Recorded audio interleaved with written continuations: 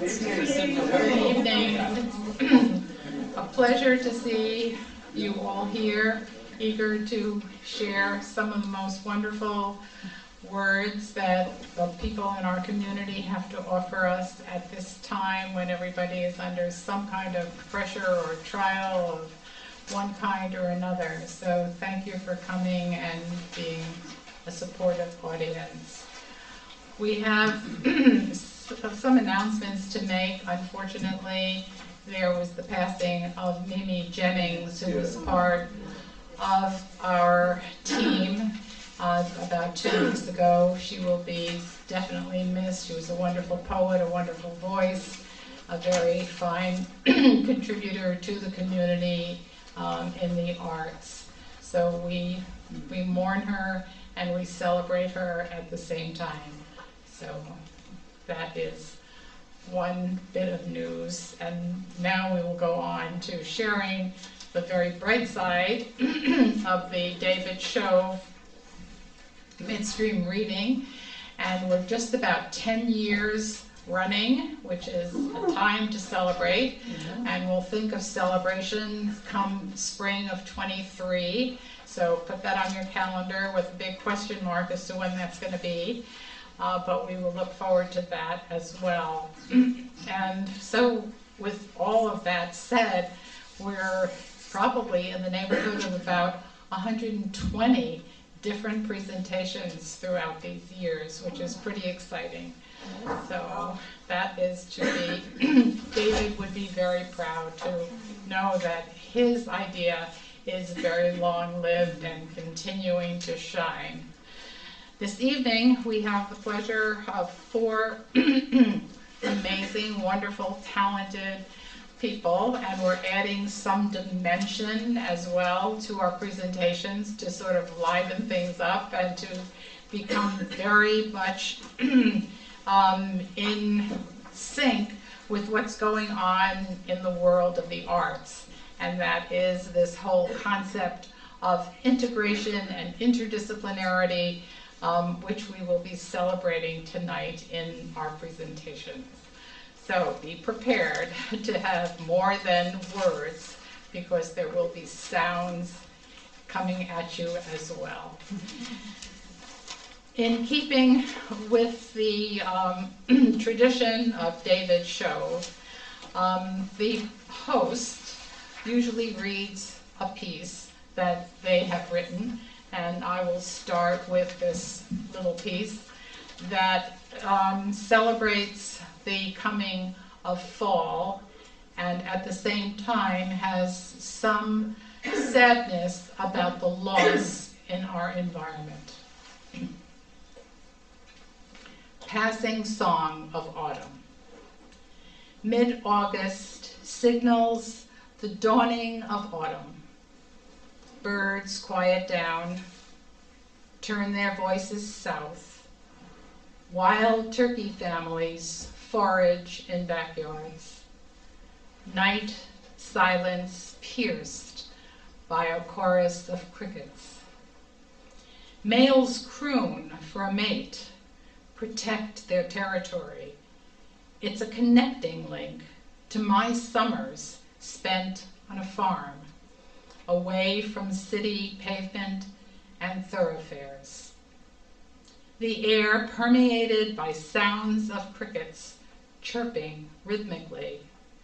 Male crickets rubbing their wings at a rate of 1 per second, dominating the dark night under luminous stars. It's the passing song of summer. It's the noisy sound and aftermath, louder the call, more appealing to mate. It's silence of the unknown in blackness. It's cacophony at the peak of harvest in field and forest. It's awakening time connections, backwards and forwards.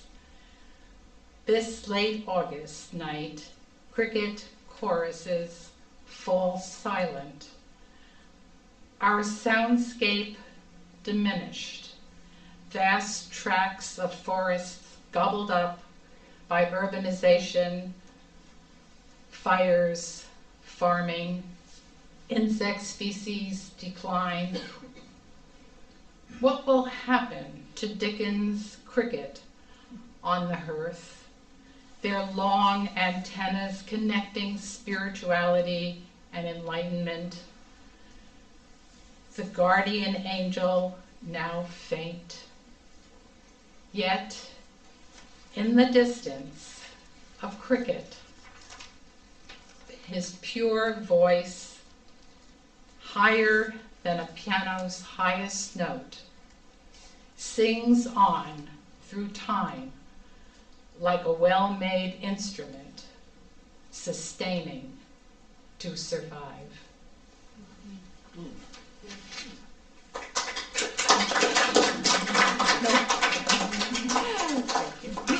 That'll mean I'll want to keep reading and not turn it over. This evening, we are blessed to have 4 wonderful poets: Melissa Cundieff, Michael Raymond, Margaret Hasse, and Larry Long. Melissa Cundieff is the author of Darling Nova, chosen by Alberto Ricos for the 218 Autumn House Press Poetry Prize. She graduated from Vanderbilt University with an MFA in poetry, and her work has been published twice in the Atlantic. Also in Los Angeles Review, the Adwat Journal, and other journals and magazines. Melissa is on the faculty of Macalester College as a professor of creative writing. She also teaches in the Indigenous Literature Department at the University of Minnesota. She lives currently in the Twin Cities. We welcome Melissa. Thank you.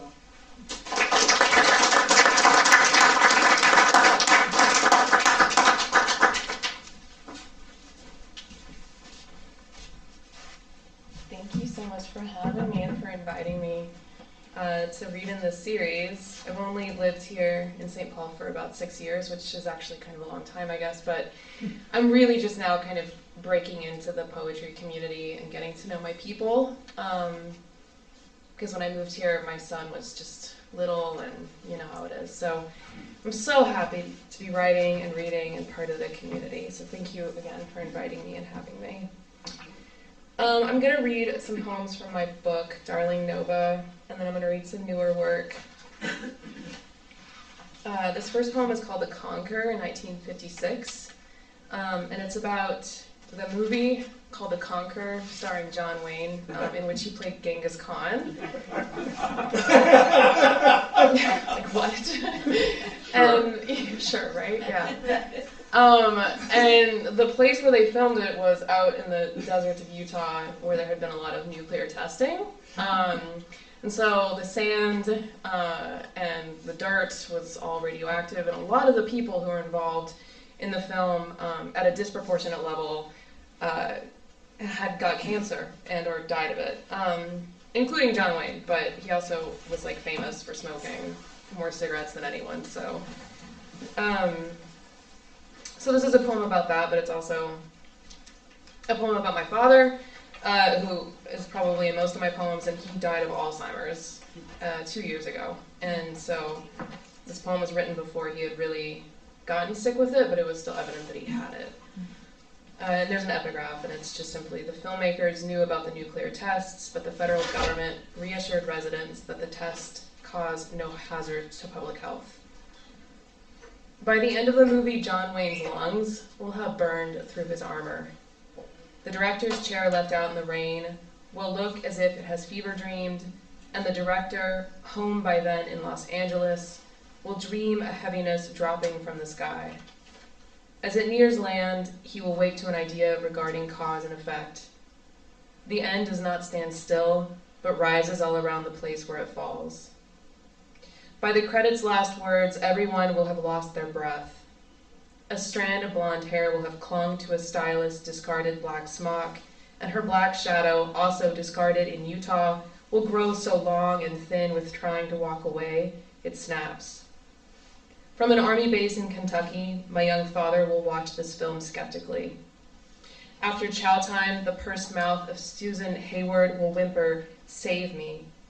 While my father drinks in the celluloid-lit darkness a cold glass of water, John Wayne will become the golden face of ancient history. Later, my father will stand rigid before his sergeant and note the lines of the man's under eyes.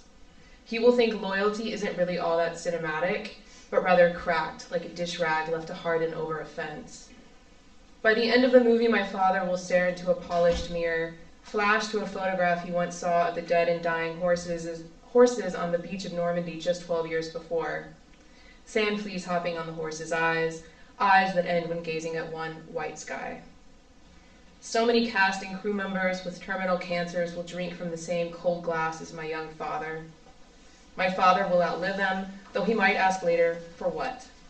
To understand better the gun he talks to, or the bombs sleeping inside their aluminum drums? To grow familiar with the clouds and sound that fill the air, having gotten there not from above, but from within?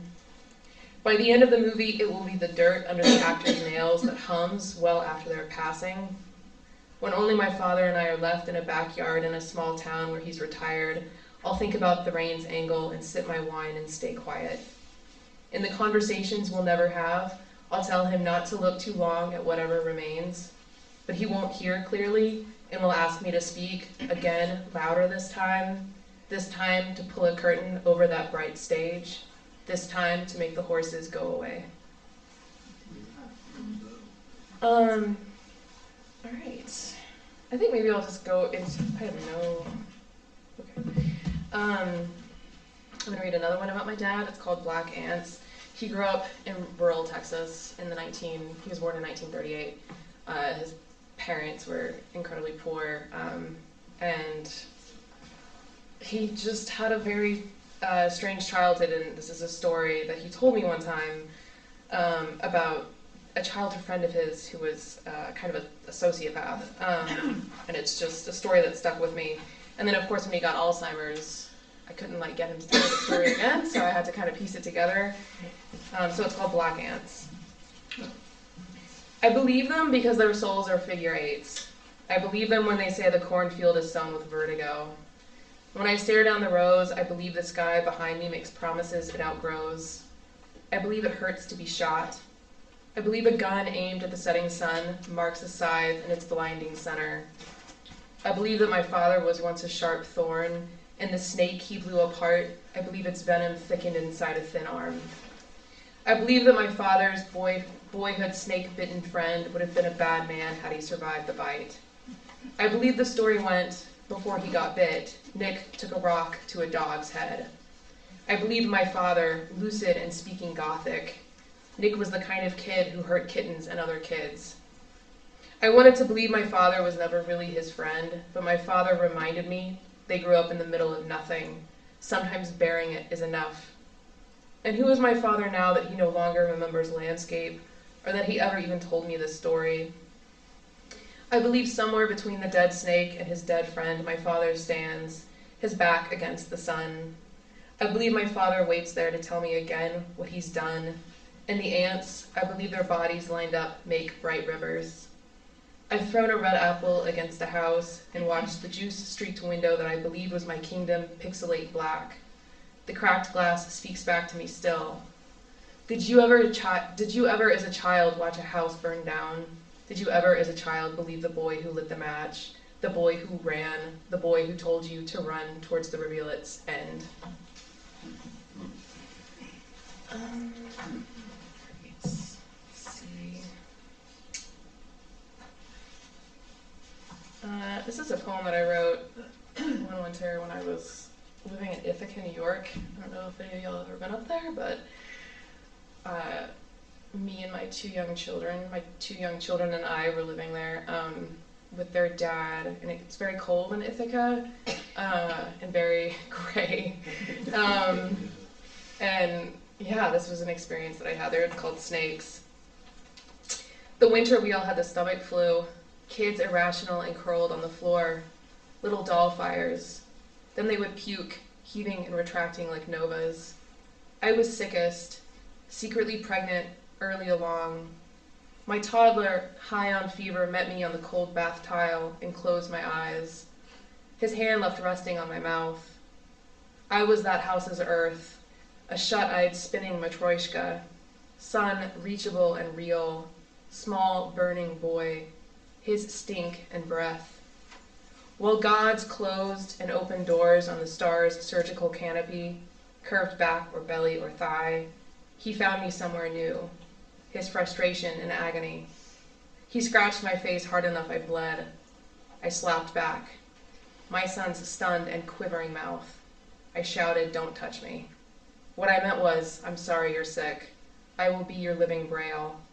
We calmed and stared off, snakes shedding the mouse's weight, sleeping it away, all of it. 2 weeks later, no longer pregnant in my secret relief. Everyone forgave me. I dreamed that everyone forgave. I dreamed. I think I'm going to move to some newer work now. So my second book is called Horses on the Surface, and it's a metaphor for memory and Alzheimer's, and like how we might, when one has Alzheimer's, how you appear on the surface as the same person that you've always been and once were, but underneath the surface, obviously, there's a lot of things going on. I'm not going to read the title poem, but this is a shorter one that comes, I think it might be the first poem in the book right now. It's just called Vision. Sitting on the porch of the house the father doesn't remember is his own. The daughter confides to the father her love for him has become a trapped animal. The father, almost deaf, doesn't hear the daughter. In the daughter's humid periphery, the father becomes a younger version of himself, hovering near the hinge between real and imaginary. The daughter and her young father exist only as long as the trapdoor's capacity to touch gravity. The father, also imagining, snaps the daughter out of her vision. He says, "I want to go home. Can you please take me home now?" All right, and this is new. It's called Night Swimming. It's after the song by R.E.M., if anyone knows it. Okay, I assume, but a few of you might. I love that song, and I was like, just wanted to write a poem about it, and so I kind of started thinking about, well, you know how it goes. Anyway, night swimming. The closest hospital an hour away, my asthma has forced me outside, cold with car windows down. I consider driving myself to the ER to listen on repeat and act out the intercut between life and nothing. The first verse describes a photograph bearing its skin from the dashboard. Michael Stipe in a young image of himself bridged by the nighttime. As his car passes through the outward, he asserts that things go away. No longer his earlier self, fixed in a river and swimming naked. I listen to the song in my parents' driveway, both existing for now inside their crumbled house. I do not know that my father will be gone in a year. The cat we buried and reburied a day ago, my father having forgotten the necessary depth for death, haunts the driveway. I buried the cat to make her equal to the unseeable of the past. This is what it is to be an onlooker, to complete the difficult work of the present, to lock out whatever sentience might come around to smell or taste what doesn't belong anymore. Streetlights blink the photo off and alive again. Stipe's voice hovers in a present that he doesn't describe, but to say it's not the same as it once was. For however long it can, motion resists an end. 1 year from now, my father will come back to me not as my father, but as a photo of his healthy self, holding me in infancy. Bottle in my mouth, he was my original reflection. But for now, unable to breathe deeply and my father asleep with a disease of diminishment, the cat I protected from being dug up by stray dogs, rests 20 feet from my car, and yet in this owl light, I can't even see my hands. About the moon, the song asks, what if there were two, side by side in orbit? I stare in the direction of the house, its lights off.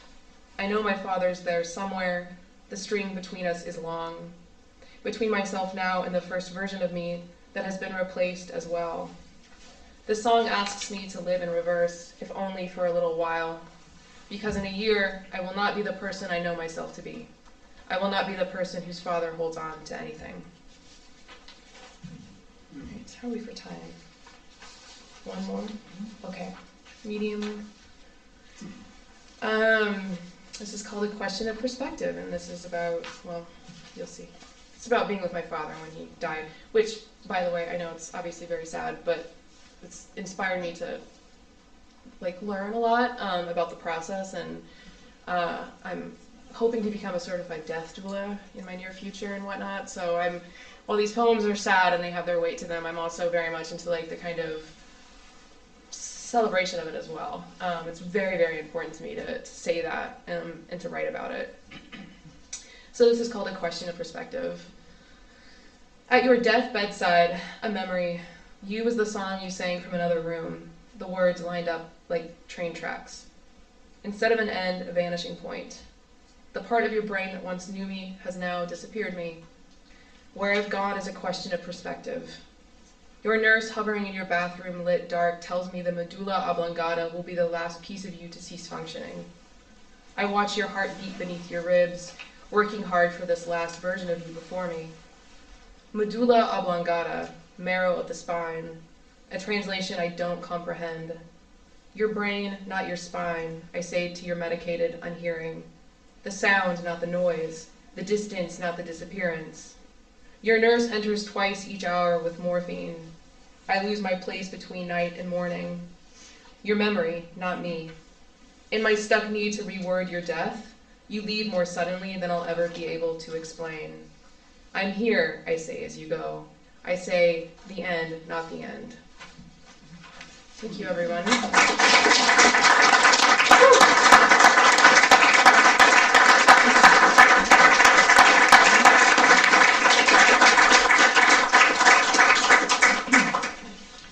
Thank you, Melissa. That was wonderful. We're going to go on to hear a new voice among the poets, Michael Raymond, and he will not only read his poetry, but he will also perform his poetry.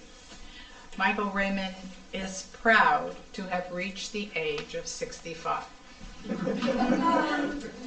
Michael is a local businessman, musician, and poet whose first published piece was in the 2nd grade. His favorite pastimes include walking his dog and dreaming. A voracious reader of fiction, his cup of tea in literary works spans from Jane Austen's Pride and Prejudice to The Silence of the Lamb. That should give you a pretty broad perspective of his taste. Mike lives contentedly in suburbia with his artist wife, Amy Orkin. Mike.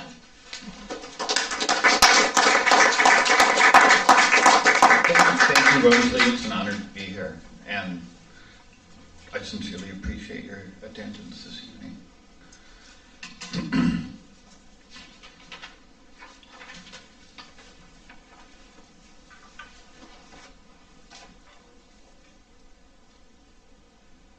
Here's a poem entitled, My Father's Hands. Continuing a theme. Blunt and strong, pecking out all caps, a tune of staccato cascade, 4 fingers flying with his powerful love, easy charm, scooping the coal of success in the shovel of his wits, and carefully tossing a measured amount into the furnace that warms without overheating or permitting the cold access to those he loves.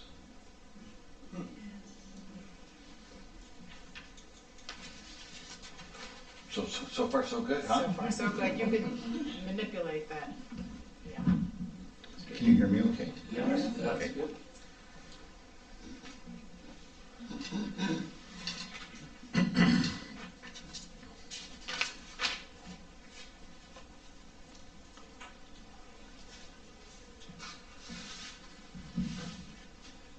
Dark days impoverish the spirit and lead to a narrowing of perspective. Monochrome tubes of banal direction, suffocating the robust hues, making secret pockets, embedding the textures that stimulate just beyond tactile perception. I struggle, my own personal La Brea.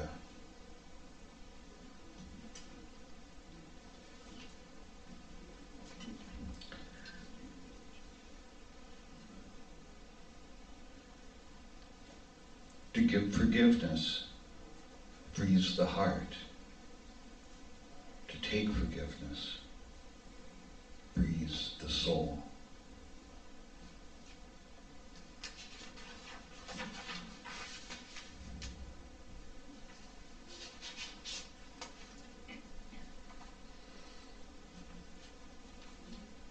A lot of these are untitled, so I'm just moving along here. Forgot to push my timer, so let me know. I got it. I'll light the way before you. Follow, but not too close. I may stumble and fall. Cold soul, numb. My chest is hollow. Paper dreams set fire to all. Rembrandt's brush and Einstein's eye dig the hole and say goodbye. Cousteau's low and Leary's high. Kill the truth and love the lie. English majors cut the rug, fry the fish, walk the pug. Upon the children they bestow cosmic truths they'll never know.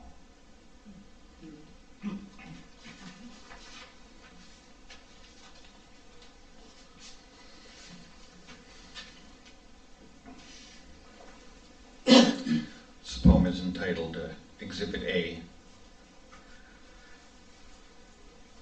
It's a love poem.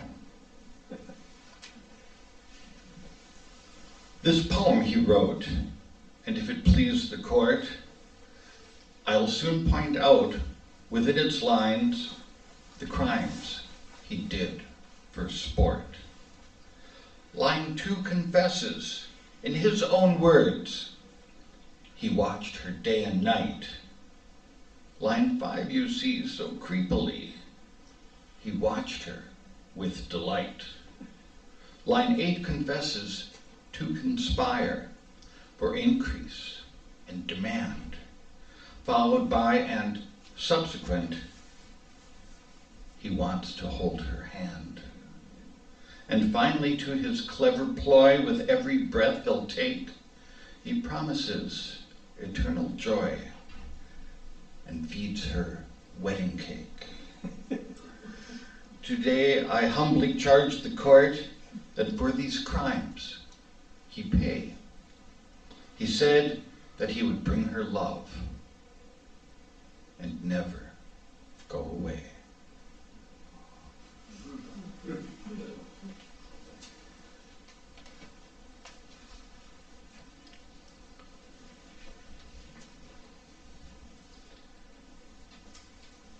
The great unknown depths of the sea, where pressures become extreme, and all the adapted creatures live in darkness.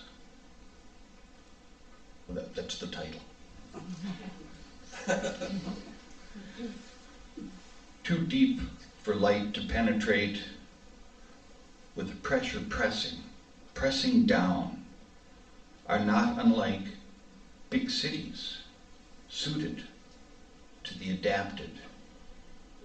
Beautiful, if you know how and where to look, and exciting when you stay in the light. But the shadows hide a different world, of hungry times and no regret, hostile, dangerous places where the unaware are eaten and the unadapted crushed.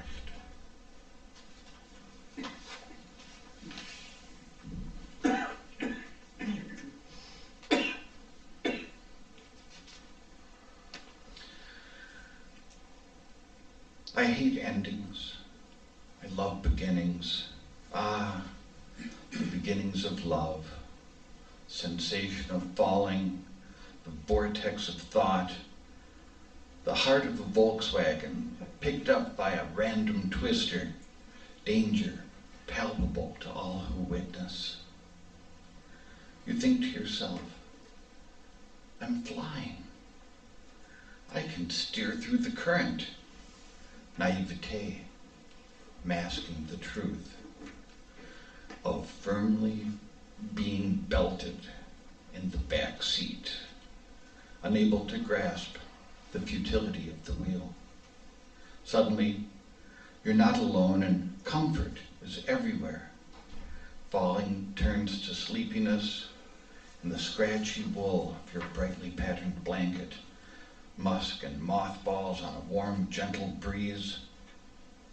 Then back to the vortex, seatbelt cutting as the heart spins. Out of control.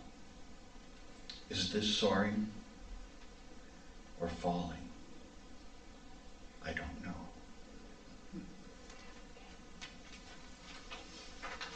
Is that okay? How much time do I have? 1 more minute. Oh, that's it? Suppose I should play the song?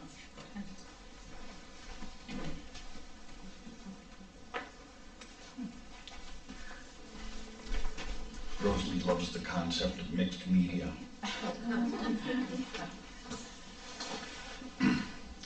I wrote this song, and what I wanted was to write a song that I hadn't heard before. It was a nearly impossible task. And so I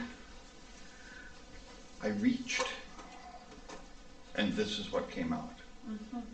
So I started it out with a little lick that I had written 50 years ago, maybe. And I thought, everything old is new again, and no one will know. And then as I was sitting there waiting and the crowd was filing in, my old pal Eddie, the one person in the entire world that would recognize that lick, came and said, "Hi, I came to hear you read." So busted at the very least. You can hear that? Yep.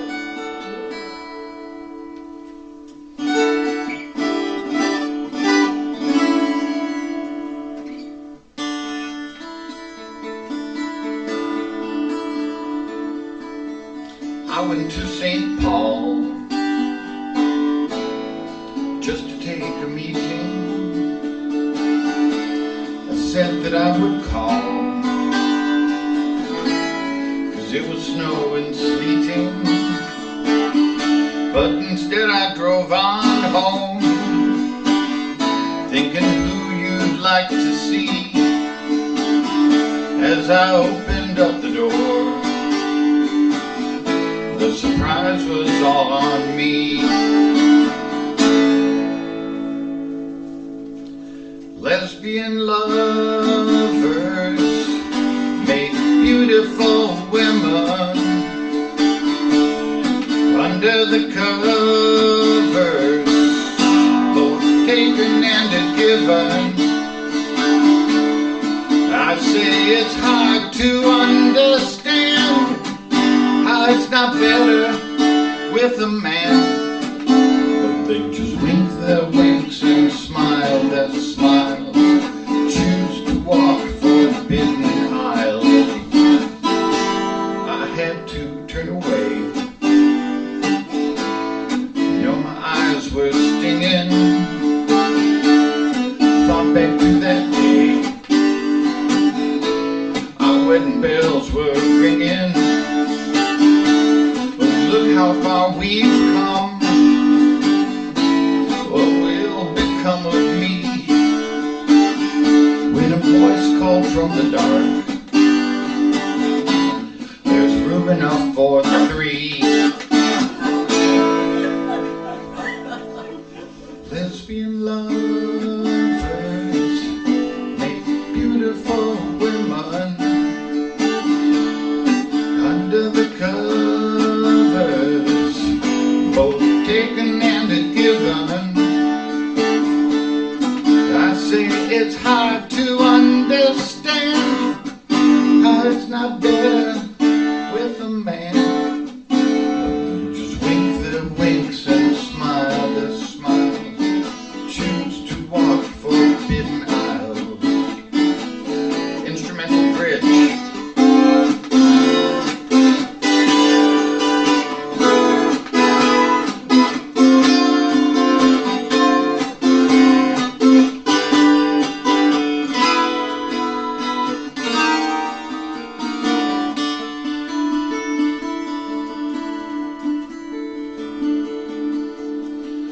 They all tangled up,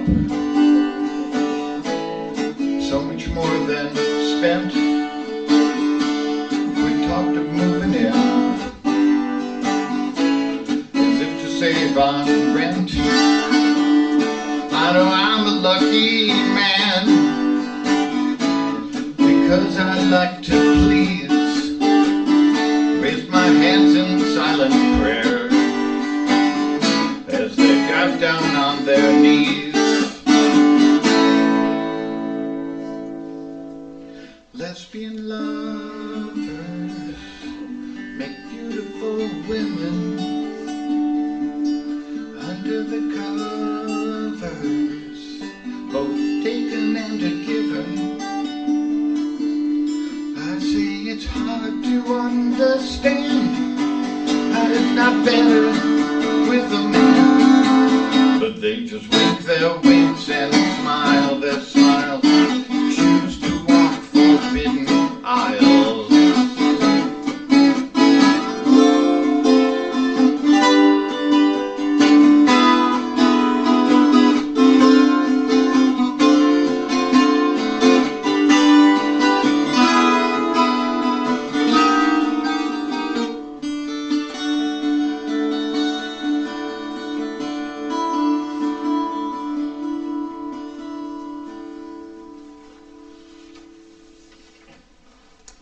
Thank you very much.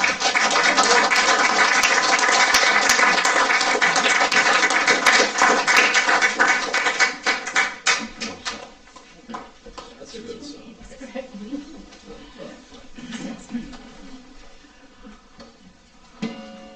We're always prepared for something new, aren't we? And we hope we will always get something new. That's the reason we're here. The next reader is someone who is very well known in the community, Margaret Hasse, who has given of her talent, of her gifts, of her time, of her devotion and dedication to her writing and to her students and to the community. We welcome her. We welcome her ever lively personality as well. Margaret Hasse would like to bust her buttons, telling about poetry ventures, books, awards, and activities she's proud of, but wants to heed Emily Dickinson's words and avoid advertising herself as somebody like a frog. She believes most poets, including her, are amateurs in the best sense of that word because we write poetry as a passion, not a profession. She plans to read as clearly and delightfully as she can from new work, including from her brand new chapbook, The Call of Glacier Park, which is a very small book, but it still wants to be seen and heard, as all of our voices do. We welcome Margaret Hasse.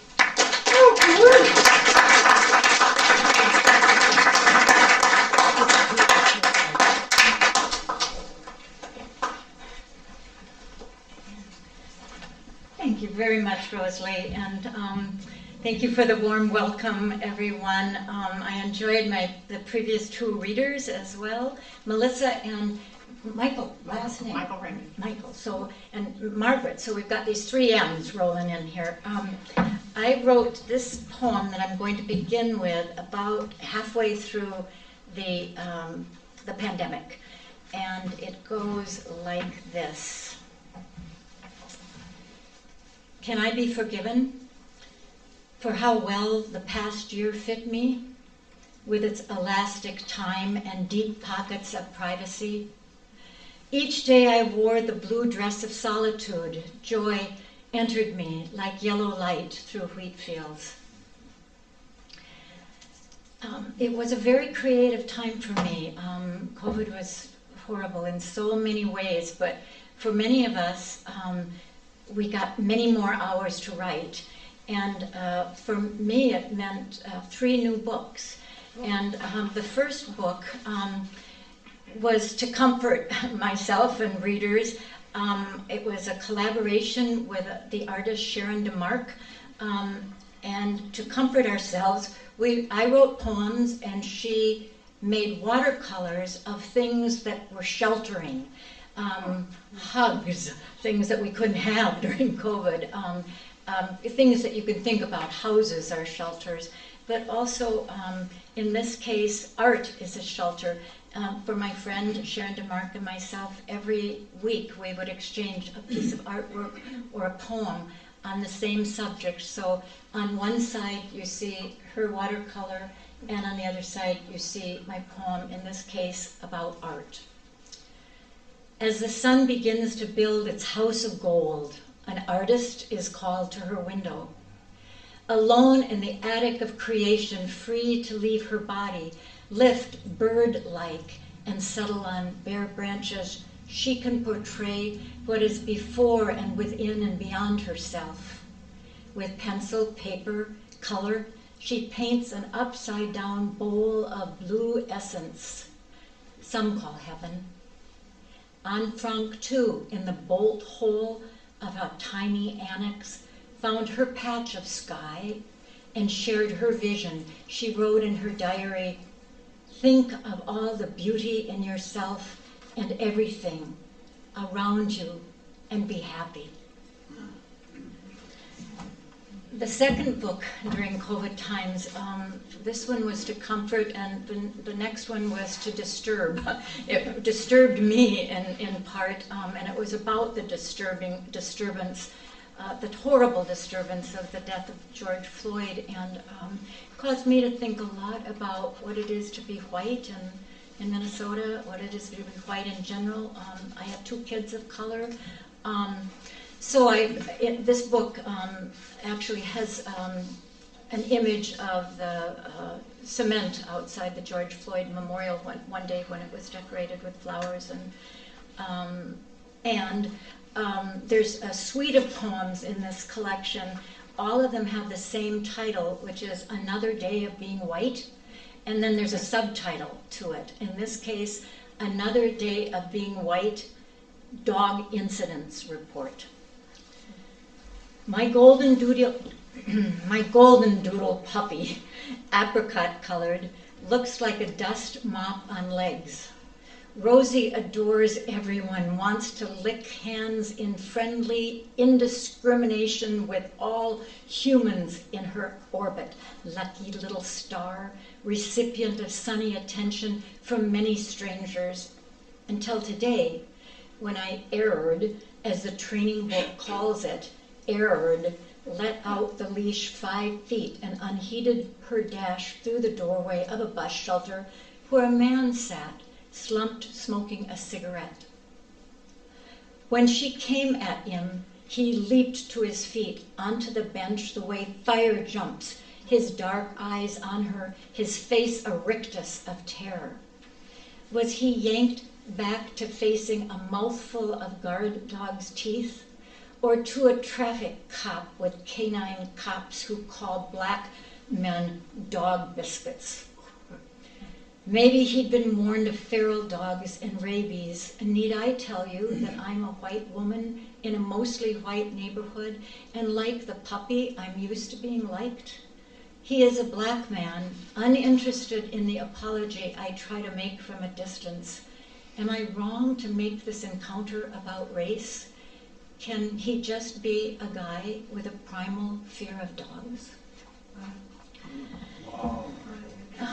And the third book that, as Roslye kindly said, just came out is called The Call of Glacier Park, and it's just 26 poems, which makes a small book, what we call a chapbook, which came from, is a derivation of a cheap book. It was little books that were marketed on the street in England and in France. They were called blue books in France because they used this cheap wrapping paper that they used to wrap up grocery products to decorate the books. So cheap books became chapbooks, and now they're basically under 40 pages books.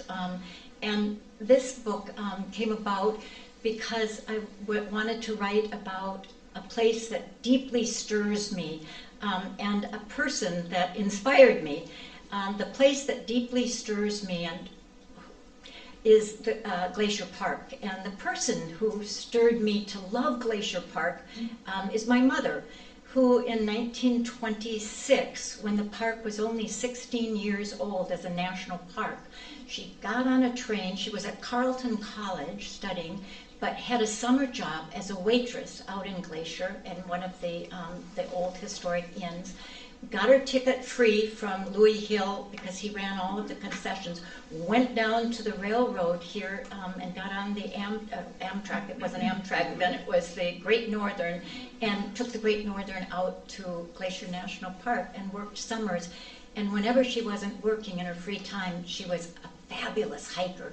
She went all over the park in the early days when most of the trails were following native people, the Blackfeet Indian trails.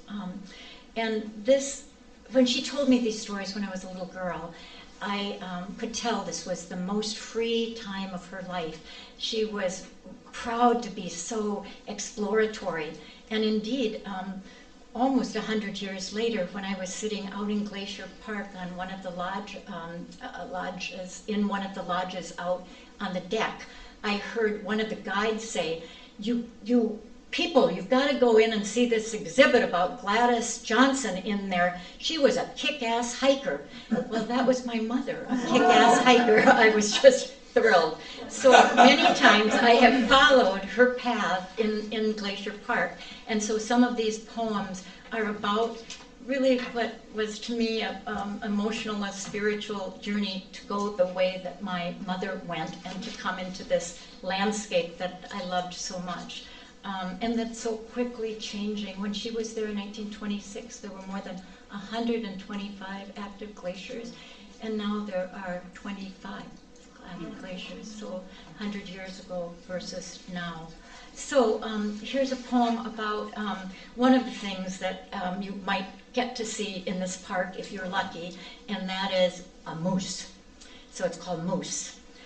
Other tourists' silence stilled our voices. They were studying something in the marshy waters we couldn't yet see. A child's cry quieted in its throat. A stone dropped into water. An animal rose from its knees in the lake, water pouring from its shoulders, its back. A massive bull moose stepped out of the lake onto shore, mud on its back, bracelets of milfoil on its ankles. Against a backdrop of watchful ancient pines, he crossed the trail in front of us, holding his long and homely head high, his ivory antlers like a tray of melted candles. He was unexpected, something I needed that afternoon in my mother's mountains when thirsty, hot, seeing in my sister a resemblance to her, then missing my mother more. Grief, does it ever end? Alongside memory, love, and beauty, grief breaks us into our fullest being. I want you to hear my mother's voice because she told me stories when I was a little girl, and after her death, we inherited her diaries.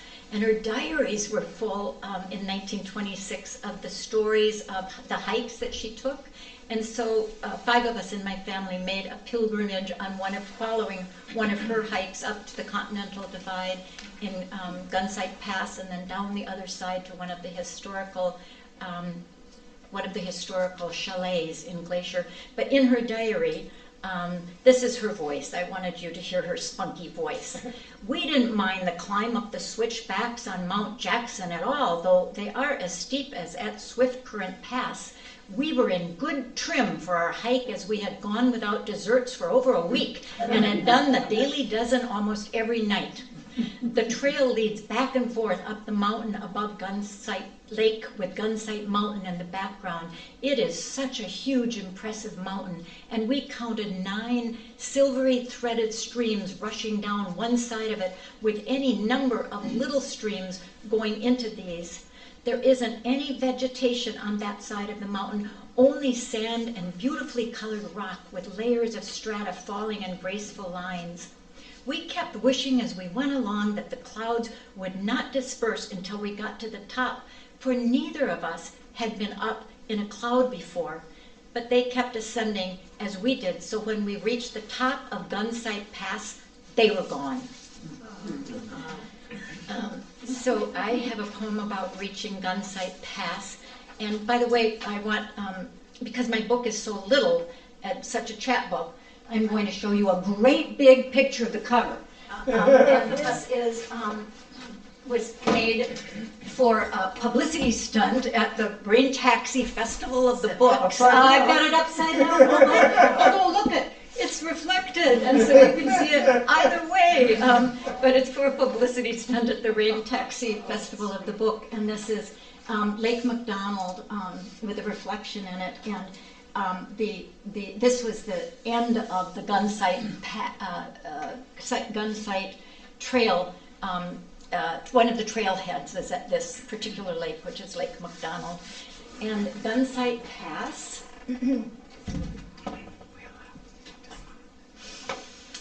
as we go higher, Gunsight Pass elevation 6,946 feet. As we go higher, we absorb light like flowers and a huge view. 2 slight tents are pitched below by the cold shoulder of a slight lake. The wind updrafts valley air scented with white pine. 1 hawk pierces the quiet with a cry. 2 mountain goats bleat. We wish we had the nimble way of goats, stepping up steep, narrow paths. They know how to climb unmarked trails. Turning back to look at us, their faces bearded and bony, the goats are wise men who know how to go where earth ends in sky. Thank you for having me. Thank you for coming up tonight and listening.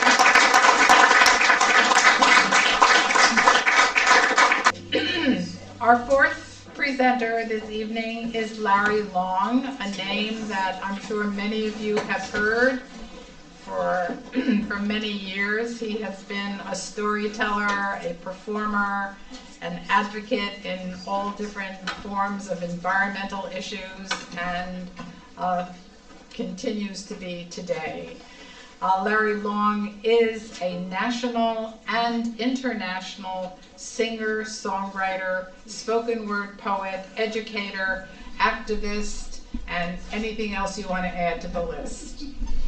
Well-traveled across the world, wherever he goes, he celebrates people and places in song. Larry has been called an American troubadour and referred to as the Pete Seeger of Minnesota. He has sung at major concerts and festivals throughout the United States and the world, from South Africa to the National Mall and the Hollywood Bowl. Long is the recipient of the prestigious In Spirit of Crazy Horse Award, Bush Artists Fellowship, Pope John the 23rd Award, among many others that include the sustainability of the environment. Larry will read, sing, and perform this evening from his autobiographical book that is in progress. And he will be joined by cellist Jacqueline Ultan, who is a teacher at McPhail, private teacher, songwriter, performer, excellence, and happens to be my daughter.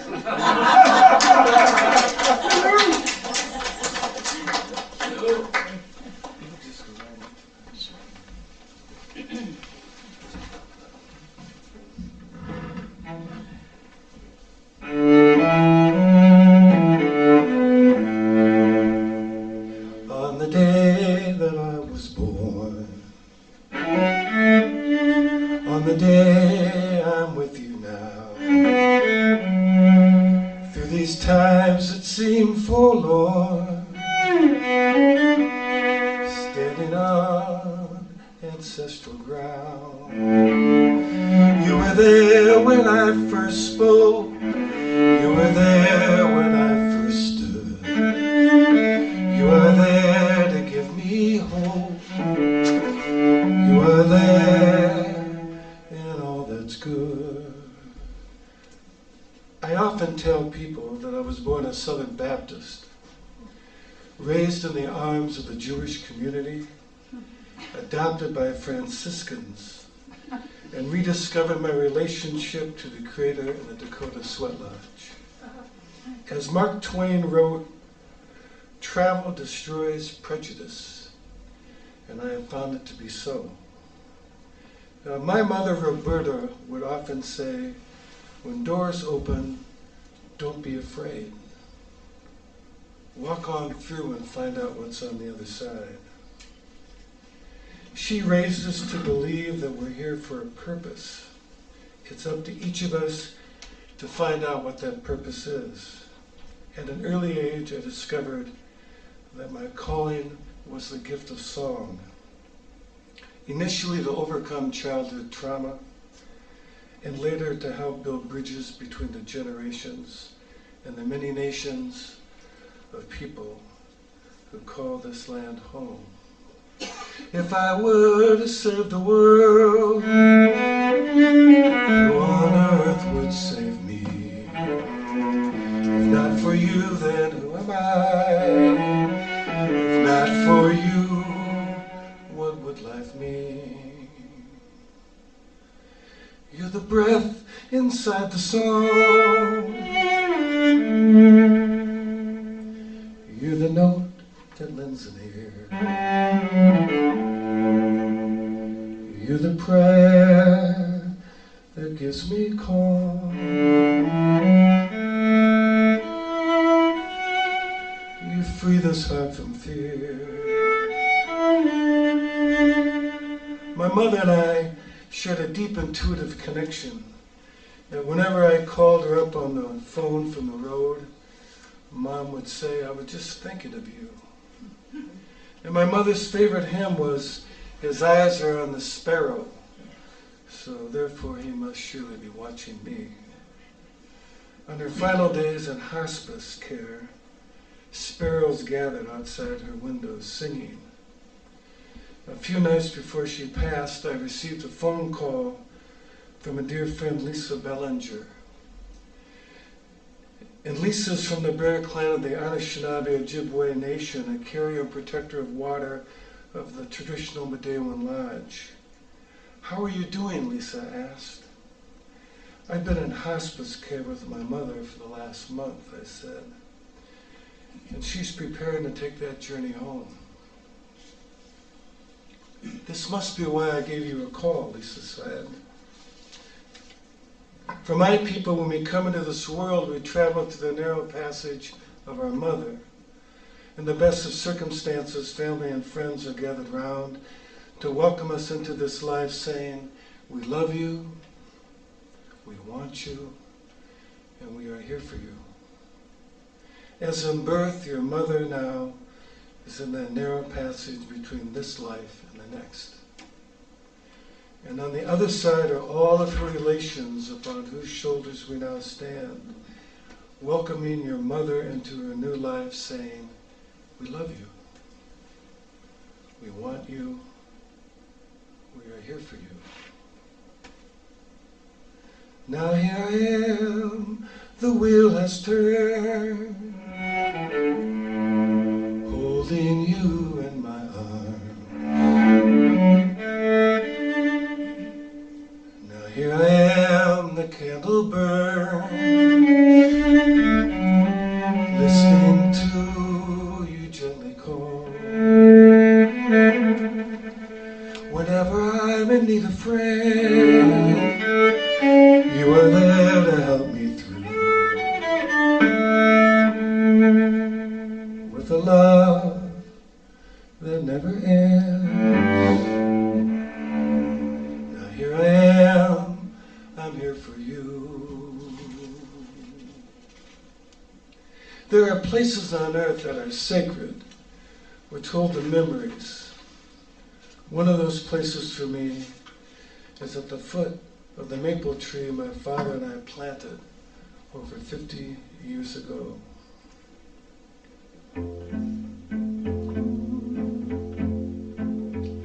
The tree in the backyard of the house where I once lived was planted by my father and I when I was a kid. It was but a sapling, but now it's 50 foot tall. Giving shade to the greenhouse on the corner by the park. Walking with my father after school in the dark. You're my favorite son, my dad laughed, but Dad, I'm your only one. Oh, the eyes of my father, they're looking down on me. My father's name was Harlan Keith Long, but everyone knew him as Red. Some of my most precious memories of my father is when he took me with him to deliver Hills Brothers coffee to predominantly Jewish and Italian-owned corner grocery stores. They would always give me candy when I came through the door to help Dad build coffee displays. Father would stack those coffee cans up like a good stonemason would lay brick. He had them arch out ever so slightly into the aisle, enough so that people shopping couldn't help but notice. His hair was red and curly, not a wrinkle in his pants. He had a way of talking that made everybody laugh. He taught me how to fish and how to play baseball. Sold coffee for a living, chain smoking cigarettes. The suits that he wore, he had them tailored by the best. He looked like a million, though we just made ends meet, that's all. Oh, the eyes of my father, they're looking down on me. The basement of our home smelled like magic markers. Dad would stay up late into the evening making beautiful signs with elegant calligraphy to post on windows and aisles of each display. It worked. Dad received numerous awards for being one of the top salesmen for Hills Brothers Coffee. His boss, Mr. Dole, would often come by our home to congratulate him. He was a commanding figure, yet not very tall, entirely bald. He looked like the late Soviet premier Nikita Khrushchev. As my dad would say, they don't put marble tops on cheap furniture. And Mr. Dole loved my father as if he were his own son. After my father had his first heart attack at the age of 30, Mr. Dole did everything he could to keep Dad healthy and employed. The greatest gift he gave Dad was transferring him from Des Moines, Iowa, to work in Minnesota. This freed my father from sleeping in motel rooms 5 nights a week along the back roads of small farming Iowa towns to working within driving distance from our new home in St. Louis Park. Moving to St. Louis Park not only helped extend my family's life, but it opened up my world beyond the literal King James translations of the Bible Belt into the land of Al Franken, the Coen brothers, and Thomas Friedman. Many of our neighbors and closest friends were Jewish. There was Gene Goldfuss, who lent me the Free Willin' Bob Dylan vinyl LP, which led me down the road to Woody Guthrie. Drummer Stuart Pastor, who turned me on to the music of Dave Brubeck, Art Blakey, Irby Mann, Buddy Rich, and Miles Davis. And then there was Buddy Cohn, who exposed me to the satiric humor of Lenny Bruce, the Marx Brothers, and beat poet Allen Ginsberg. In 11th grade, I not only heard Miles Davis blow his trumpet at the Guthrie Theater, but also attended a poetry reading with Allen Ginsberg at the University of Minnesota at Kaufman Union with friends who were studying a high school underground newspaper. After the reading, we asked Ginsberg if we could interview him. Allen's eyes lit up. I've never been interviewed for a high school underground newspaper before. I would love to. Reporters from the Minneapolis Star-Tribune, St. Paul Dispatch, Minnesota Daily crowded around the table of us 16 and 17-year-old kids interviewing Ginsberg. Allen shared with us stories about Jack Kerouac. William Burroughs, the Beat Generation, travels to Cuba, Russia, Chile, and his visit to Machu Picchu, urging each of us to follow our inner moonlight. By doing just that, I found myself 30 years later walking a few miles off Highway 61 along the shores of the Mississippi River in La Crosse, Wisconsin, with Bob Dylan and our friend Larry Keegan, who Bob went to Hebrew school with. St. Louis Park was often referred to as St. Jewish Park by others. It was the first suburb where the Jewish people were allowed to buy homes outside of a few neighborhoods in North and South Minneapolis, where the black and brown communities were relegated to live as well due to those hidden covenants of redlining. During Jewish holidays, close to half of St. Louis Park High School seemed to empty out, and suddenly everything got really boring. I attended dozens of bar mitzvahs and bat mitzvahs of friends who had completed their Hebrew studies when they turned 13. There was great jubilation when it was over, and a party always followed with classmates dancing in the basements of their parents' homes. I had a crush on one of those girls and got chased off the doorstep of her home by her grandmother from Poland for not being Jewish. When I told my mother about it, she said, "Larry, I can't imagine what that girl's grandmother must have gone through to survive the Holocaust of World War II. Don't feel bad, son, it wasn't about you." He was raised in the city. After school he got chased home by a gang of children that wouldn't leave my dad alone, until he decided to fight back each time he fought.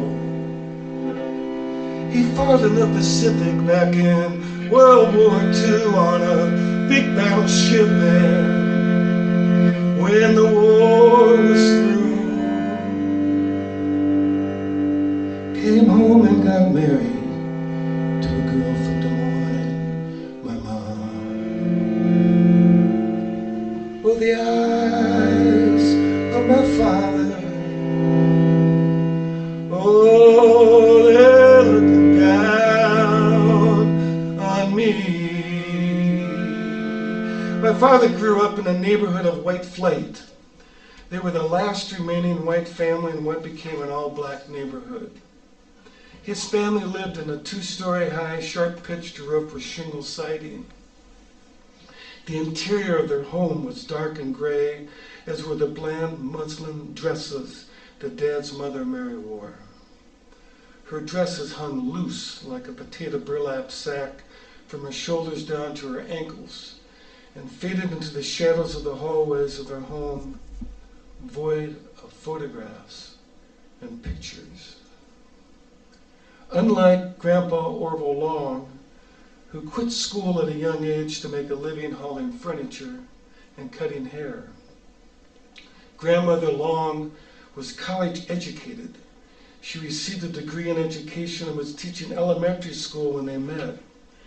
Grandpa swept her off her feet with his charm, but their marriage was not a happy one. Grandmother Long was a very proper and elegant woman when they married. By the time us grandkids came along, her skin was sallow, with large bags beneath her eyes filled with deep sadness. She imagined a better day, but that day never came. While Grandmother Mary faded into the shadows of their home, Grandpa Long would sit out on the front porch stoop playing clawhammer banjo. I loved to sit and listen to him play the old hillbilly tunes like Cripple Creek and Old Joe Clark. Between songs, Grandpa Long would pull cracker balls out of his pocket and pitch them onto the street, where they would pop like firecrackers when they landed on concrete. The memories my dad had for his father weren't good, though. When Grandpa Long drank, he got mean. And when Grandpa got mean, he'd take it out on Grandma and the 5 kids. My father seldom drank, but he did pick up the N-word from his dad.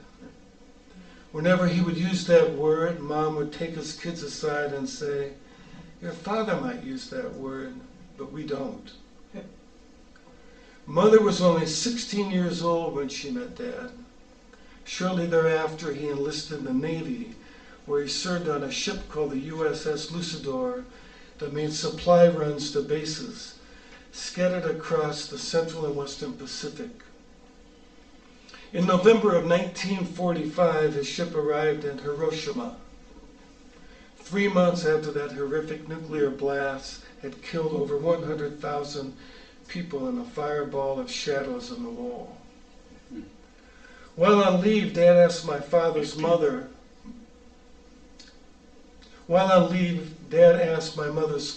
Arthur Veach, for permission to marry his oldest daughter, Roberta. Grandpa Veach would have nothing to do with it. "She's only 17 and way too young to marry," he said. When Dad shared his fears of being pulled into the Korean War if he remained single, Grandpa Veach had a change of heart. 3 weeks after Mom graduated from high school, they joined hands in holy matrimony at a large church wedding, after which, like popcorn popping as 3 kids came along, Sister Chris in 1949, myself in 1951, and Linda, who Dad always called Buttons, was born in 1953. Everybody knew him by the name of Red. When he would snap his belt, I knew it was time for bed. Drinking pots of coffee at midnight, he stared up at the wall. Had a hard time talking about what he felt inside, till that day he took me driving to share what was on his mind. A man don't live forever. One day, son, I'll be gone. The eyes of my father, oh, they're looking down on me. I was 13 years old when my father died. And the night before he passed, he made chocolate brownies for the family. They were burnt to a crisp. Mom, 2 sisters, and I sat around the kitchen table laughing uncontrollably while Dad served. We gnawed through those brownies topped off with vanilla ice cream like they were the most delicious chocolate brownies we ever ate.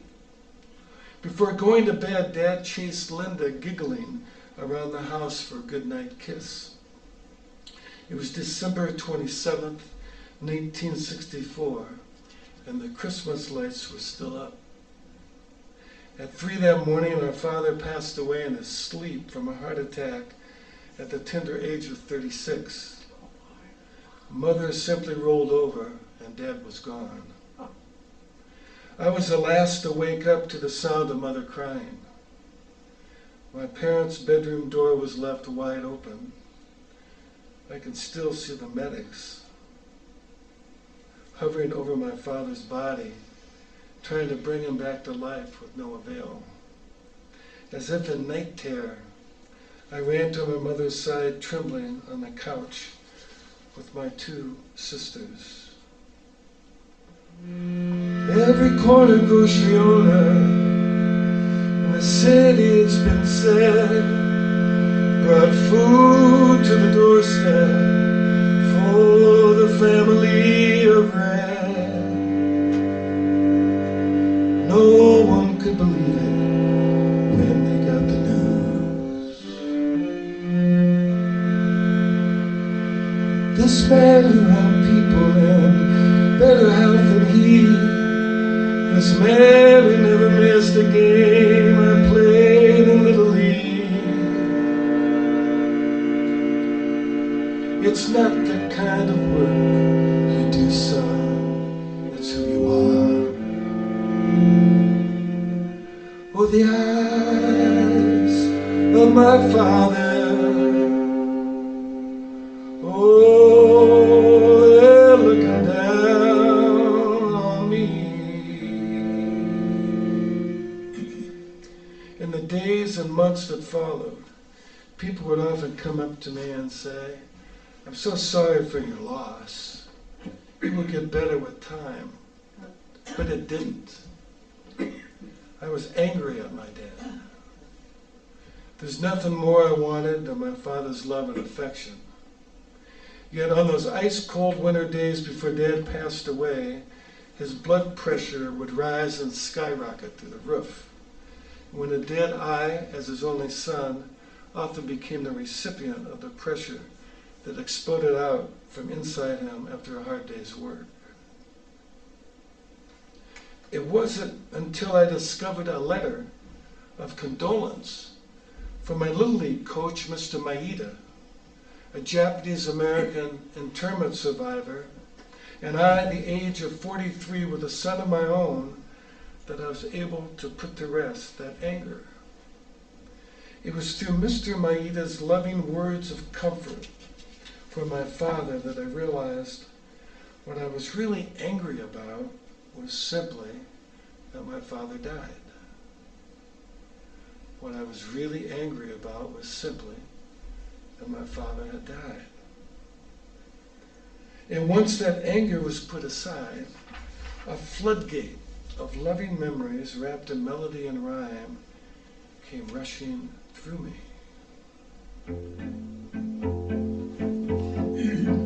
Yesterday I went driving by the greenhouse near the park with his grandson to share with him my heart. Beside that maple tree now standing 50 foot tall. For years I was angry at your grandpa 'cause he died. Now I see that love of laughter in your eyes. You're my favorite son, I laugh, but Dad, I'm your only one. Oh, the eyes of my father, they're looking down on me.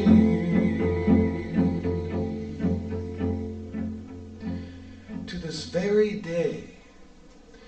whenever I drive down Highway 35 from Minneapolis to Des Moines and come to the turnoff to Jewell, Iowa, the birthplace of my father, I recite the exact words Dad always had us speak with him in unison while passing. Put your hand on your heart, for this is where the jewel was born.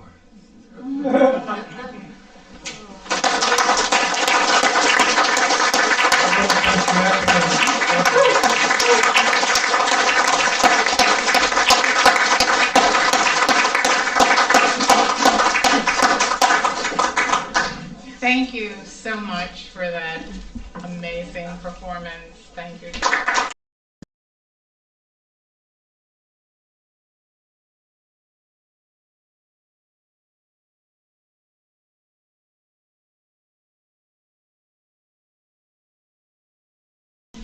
It looks as though the Father reigned supreme this evening, and that was totally unplanned. Yes, no.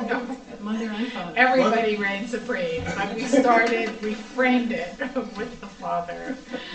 Thank you so much, Melissa. Thank you, Michael. Thank you, Margaret. Thank you, Larry. Thank you, Jacqueline, for participating in this.